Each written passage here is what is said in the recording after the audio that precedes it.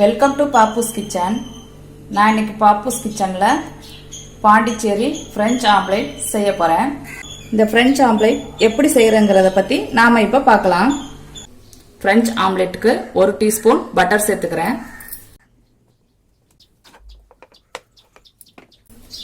Butter உருகின உடனே 2 table spoon வெங்காயம்.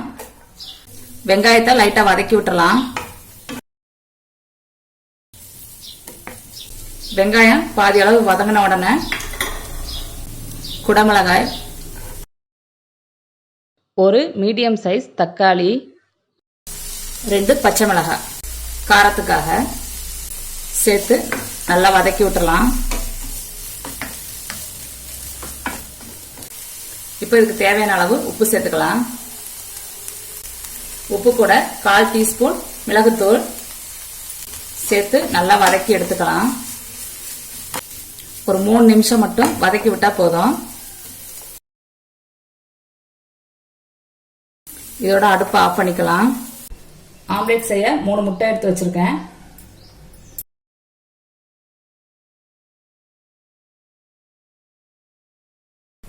முட்டையை நல்லா கலக்கி எடுத்துக்கலாம்.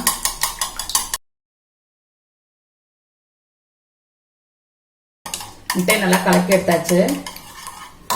இப்போ நம்ம வதக்கி எடுத்து வச்சிருக்கிறத இந்த முட்டையோட சேர்த்துக்கலாம்.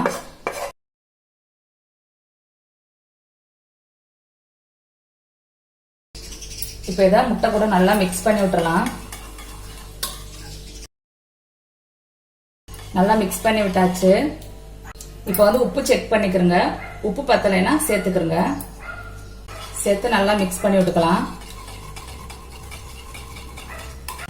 நல்லா மிக்ஸ் பண்ணியாச்சு. இனி நம்ம ஆம்லெட் செய்ய ஆரம்பிச்சிடலாம்.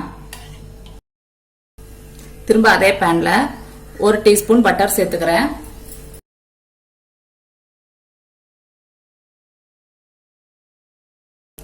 பட்டர் உருகின உடனே நம்ம கலக்கி வச்சிருக்க முட்டை கலவையை சேர்த்துக்கலாம்.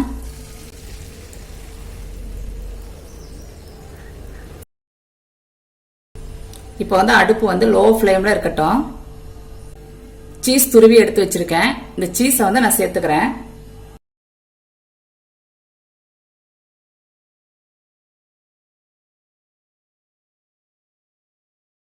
இந்த சீஸ்க்கு மேல கொஞ்சம் கொத்தமல்லி தழை கட் பண்ணி எடுத்து வச்சிருக்கேன். அதையும் சேர்த்துக்கிறேன்.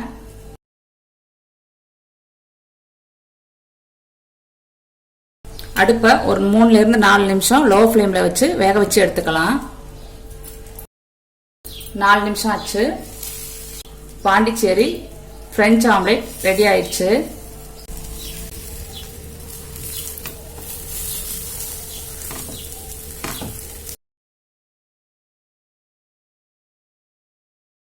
உங்களுக்கு இந்த வீடியோ பிடிச்சிருந்தா பாப்பூஸ் கிச்சனுக்கு லைக் பண்ணுங்க, கமெண்ட் பண்ணுங்க. வீடியோ பார்க்குற எல்லாரும் மறந்துடாம சப்ஸ்கிரைப் பண்ணுங்க.